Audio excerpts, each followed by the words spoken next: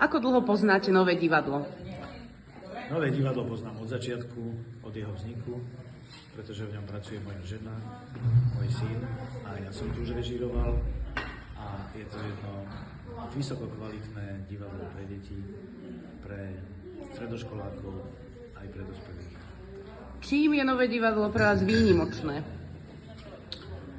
Je výnimočné práve tým, že má absolútne slobodné rozmýšľanie vo forme, ale aj v témach a tým pádom môže byť príkladom pre skosnatených divadelníkov, ktorí vidia iba tradičnú formu.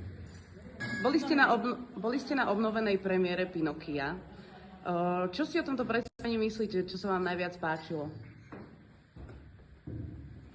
Odporúčim návštevu Pinokia každému, kto chce vidieť vynikajúco fungujúce bábky, poetické, nádherné, a kto sa chce zamysleť nad tým v dnešných časoch, čo to znamená byť človekom, byť živým človekom, a myslím, že nejaký pokus odpovedať na túto otázku dostane.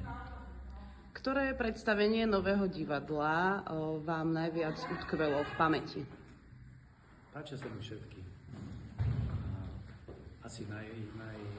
Asi najsilnejšie je Zlodejka.